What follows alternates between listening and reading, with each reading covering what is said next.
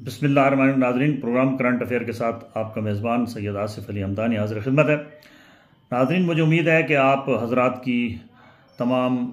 रमज़ानुल शरीफ और जो ईद है वो बड़े अच्छे तरीके से गुजरी होगी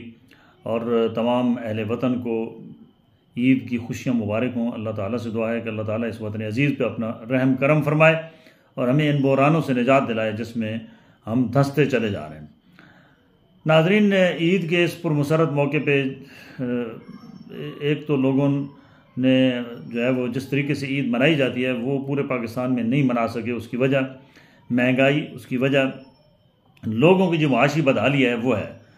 और ये रिकॉर्ड है कि इस दफ़ा जो मार्केट का हमारे जो ज़राए हैं वो बताते हैं कि इस दफ़ा 40% पाकिस्तानी अवाम ने ईद की ख़रीदारी की है, यानी कपड़े जूते वगैरह, और 60% लोग जो हैं वो मुआशी बदहाली की वजह से वो कपड़े और जूते ख़रीद नहीं सके। ये एक बड़ा सवालिया निशान है हुकूमत वक्त के लिए, क्योंकि ये रियासत का काम है अवाम की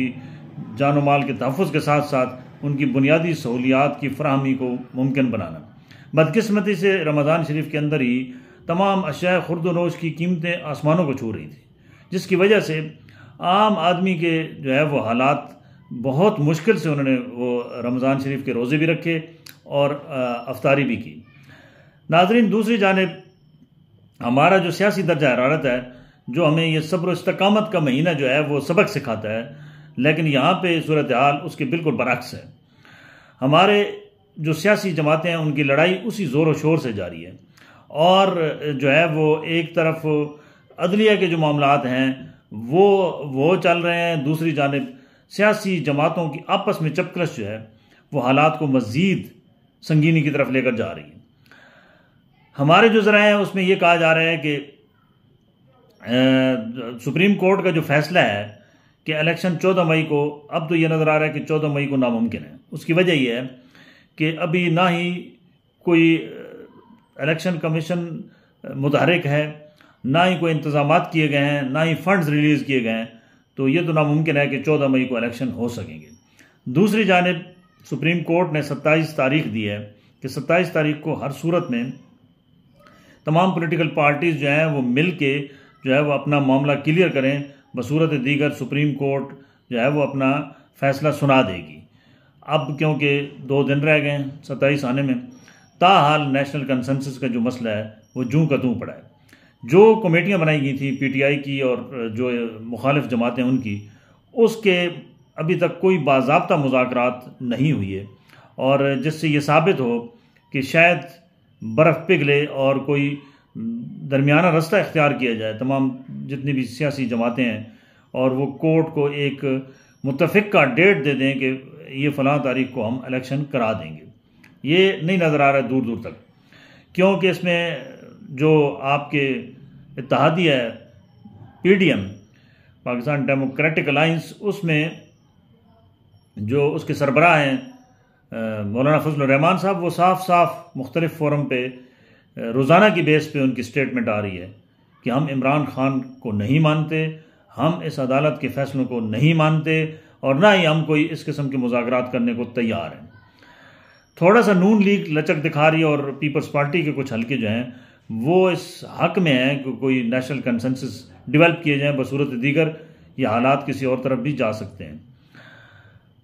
एक हमारे पास ये भी खबर है कि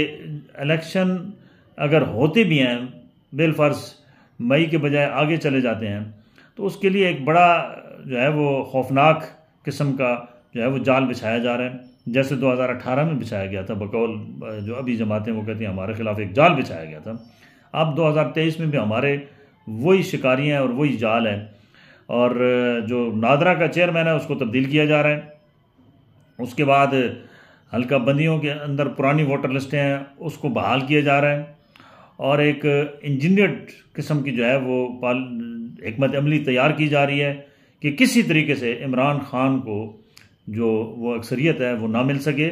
और किसी भी जमात को अक्सरियत ना मिल सके, और जो पावर्स हैं जिनके पास, जो ये सब इस मुल्क के मालिक हैं, जो करते हैं कराते हैं, वो पावर्स किसी को भी आगे ट्रांसफ़र करने को तैयार नहीं हैं। उन्होंने अपने मोहरे हर दौर में तैयार रखे हैं और अभी भी उनके मोहरे तैयार हैं। वो उनके लिए काम कर रहे हैं और वो कैसे काम करेंगे उसकी पूरी प्लानिंग हो रही है। दूसरी जानिब इमरान खान साहब, जिनका सोशल मीडिया बहुत मजबूत है, उनके लिए एक इस इलेक्शन के अंदर बड़ा इम्तिहान होगा कि उनके सोशल एक्टिविस्ट, वो जो 32 पेंचर लगाए गए थे या 2018 में जैसे कहते हैं जी RTS बिठा दिया गया था, क्या ये दोबारा प्रैक्टिस 2023 में हो पाएगी? क्या ये जो इस किस्म के हमारे इलेक्शंस मुतनाज़ बनाए जाते हैं वो 2023 में भी सेम वही प्रैक्टिस होगी? क्या रात को रिजल्ट्स तब्दील किए जा सकेंगे? ये अब क्योंकि बहुत बड़ी जिम्मेदारी एक तो पोलिंग एजेंट्स पे आती है और दूसरा सोशल मीडिया और जो हमारा मीडिया है, मेन मीडिया है, इलेक्ट्रॉनिक मीडिया और प्रिंट मीडिया है, ये उसका बड़ा कड़ा इम्तिहान होगा कि वो कैसे एक एक पोलिंग स्टेशन की निगरानी करते हैं और कैसे रिजल्ट्स एक्यूरेट करने में वो जो है वो अपना किरदार अदा करते हैं। दूसरी जानिब जो खिलाड़ी ये खेल खेलते हैं वो भी बहुत माहिर हैं। वो पिछले 30-35 साल से मुख्तलिफ तरीक़ों से ये खेल खेलते हैं और वो इतने माहिर हैं कि वो पकड़ाई बहुत मुश्किल है कि किसी पॉलिटिकल पार्टी को दे सकें। उनका भी इम्तिहान होगा कि वो कैसे इतने बड़े सोशल मीडिया इसका वो कैसे इतने बड़े सैलाब में से वो कैसे ये काम कर सकेंगे बारीकी का। नाजरीन, ये हमारा अलमिया रहा है कि कोई भी आज तक जितने भी इलेक्शन हुई हैं उस पर कभी भी ये नहीं कहा गया कि ये free, fair and transparent election हो। ये क्यों है? बाकी ममालिक के अंदर भी तो ये मामलात हैं। क्यों कि हम मुख्तलिफ हिस्सों में तकसीम हैं,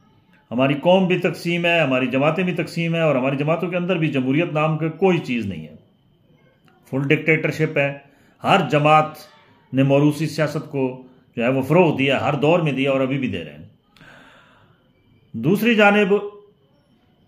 जो हमारी इलेक्ट्रोल रिफॉर्म्स होनी चाहिए थी वो हो नहीं पा रही हैं। जो भी हुकूमत आती है उसके हाथ पांव बंधे होते हैं, वो कुछ नहीं कर पाती और अपोजिशन सिवाय शोर शराबे के वो उसका भी कोई मुस्बित किरदार आज तक नहीं रहा है, जिसकी वजह से हमारा जो जमहूरी सिस्टम है ये इंतहाई इस वक्त जो है वो समझ लो कि जैसे दीमक खाती है किसी चीज़ को कि उसके अंदर से वो सारी चीज़ें निकल चुकी हैं, एक ढांचा सा खड़ा है और इस ढांचे को भी गिराने के लिए हर तरफ से वार हो रहे हैं। नाजरीन, ये हमारा कौमी अलमिया रहा है कि कभी भी इस मुल्क के अंदर सियासी इस्तेहकाम नहीं आया। शायद यही वजह है कि सियासी अदम इस्तेहकाम की वजह से मुआशी इस्तेहकाम ने हर दौर में यहाँ पंजे गाड़े और हम IMF और वर्ल्ड बैंक के ग़ुलाम रहे और आज भी उनके ग़ुलाम हैं। उनकी ग़ुलामी की हद हमने यहाँ तक पार कर दी है कि वो कहते हैं लेट जाओ, हम लेट जाते हैं, वो कहते हैं बैठ जाओ, हम बैठ जाते हैं और उनके इशारों पे हमारे यूटिलिटी बिल्स वसूल किए जाते हैं, गरीब का खून नचोड़ा जाता है और अशियाए खुर्द-व-नोश हो, पेट्रोलियम मसनूआत हों, उसमें हो शरबा इजाफा करके उनको तो एक सूद वाली किस्त देने के लिए हम हर दर्जे को जाने को तैयार हैं, लेकिन अवाम को रिलीफ देने के लिए हमने कभी भी कोई ऐसा इकदाम नहीं उठाया जिससे हमारा ज़मीर मुतमईन हो कि जी इस हुकूमत ने अवाम की खुशहाली के लिए ये उनको रिलीफ दिया है। खाने पीने की अशिया हैं या यूटिलिटीज़ बिल्स हैं, क्योंकि गरीब का तो एक पेट है और दूसरा उसने बिजली और गैस जलानी है और पानी पीना है। ये तीन उसके गरीब की ज़रूरियात हैं जो रियासत बुरी तरह उसको प्रोवाइड करने में बुरी तरह नाकाम है। रियासती इदारे खेल तमाशों में मसरूफ़ हैं, सियासतदान अपने ज़ाती मफादात की जंग लड़ रहे हैं और जो गरीब अवाम है वो हर दौर में महंगाई की चक्की में पिसी है और पिस रही है और अवाम के पास कोई ऑप्शन ही नहीं है कि वो किस पे एतमाद करें कि जो उनके दुखों का मदावा करे, जो उनको तालीम, सेहत व दीगर सहूलियात फराहम करे। अब उनका एतबार PTI पे था, उनकी 3.5 साल की हुकूमत भी उन्होंने देख ली और वो उससे भी नाला आए कि ये निज़ाम जो है वो कोई डिलीवर करने में कामयाब नहीं हो सके और वो ख़ुद इमरान खान साहब एतराफ़ कर रहे हैं कि मेरे हाथ पांव बांधे गए थे और मुझे कुछ नहीं करने दिया गया। खान साहब, अगर आप शुरू में ही जो है वो इस्तीफ़ा दे देते और शुरू में आप इस पोलूटेड सिस्टम से अलग हो जाते तो शायद आज आपको लोग मोरद इल्ज़ाम ना ठहराते और आपके ऊपर इतने सारे केसेस ना बनते। अल्लाह पाक से दुआ है कि अल्लाह पाक इस वतन अजीज़ को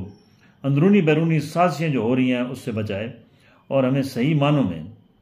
इस्लामी फलाही मुमलिकत कायम करने की हिम्मत तौफीक अता फरमाए। बहुत शुक्रिया। अपने गिरद नवा के लोगों का ख्याल रखिएगा।